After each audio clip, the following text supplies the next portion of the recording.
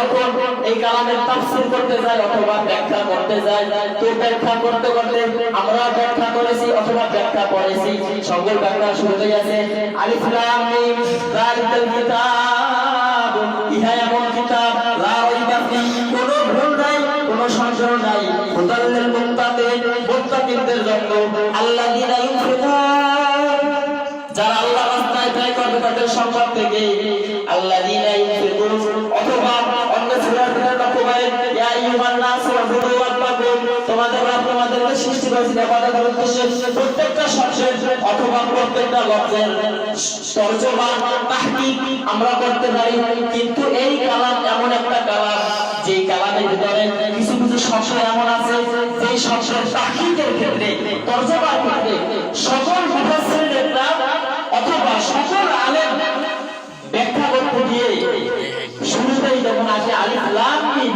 এরকম যে শব্দ তাহা তাসিন মিম, তখন তারা বলে আল্লাহু আ'লামু বিমুরাদি। কেমন কালাম এইটা নাযিল হয়েছে 1400 বছর পূর্বে মুহাম্মদের উপর। যখন এই কালামুল্লাহ শরীফ নাযিল হইল, রাসূল কাঁপতেছিল, এর ভার এর ওজন এত পরিমাণে যে এই কোরআনকে আল্লাহ রাব্বুল আলামিন পাহাড়ের কাছে দিয়েছে যে পাহাড় তুমি গ্রহণ করো। তো পাহাড় আল্লাহর কাছে ইস্তিগফার করে পড়ে আর বলে যে আমি পাহাড়ের মাধ্যমে এই কোরআনের সংরক্ষণ করা এই যে সম্পদটা ফেরেশতাদেরকে দিয়েছে, ফেরেশতা বলে সম্পদটা। এরপরে সমস্ত যত মাখলুক আছে প্রত্যেকের কাছে মালিক এই কালামুল্লাহ শরীফকে দিয়েছে, সকলে একই বাক্য মালিক এই কালামের যে ওজন যে ভার এইটা আমার দ্বারা গ্রহণ করা সম্ভব নয়, একমাত্র মানুষ ছাড়া এই কালামের ভার কারো জন্য গ্রহণ করা সম্ভব নয়। তো এই কালাম 1400 বছর পূর্বে রাসূলের উপর আল্লাহ রাব্বুল আলামিন অবতীর্ণ করছে, সেই রমজান মাস আমাদের খুব নিকটবর্তী।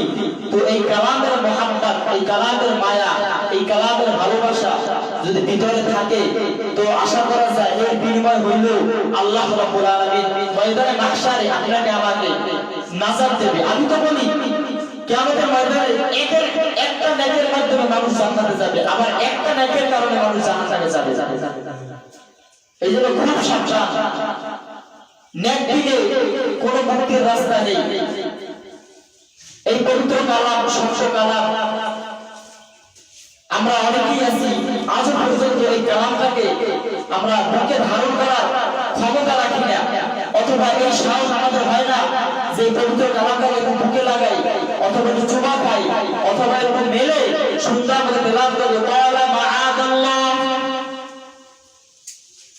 ইন্নাদ দীনা ইনদাল্লাহিল ইসলাম আল-হাক্কুল হাক্ক ওয়া মা আদরাকা মাল হাক্ক। কি সুন্দর মধুর তেলাওয়াত, যার যত কণ্ঠ সুন্দর তেলাওয়াতের মজা সে তত বেশি লাগে। কিন্তু আমরা হতাশা জাতি, অথবা আমরা আমাদের ভুলের কারণে এই কোরআনকে আমরা শিখতে পারিনি, ধরতে পারিনি, চুমো পেতে পারিনি।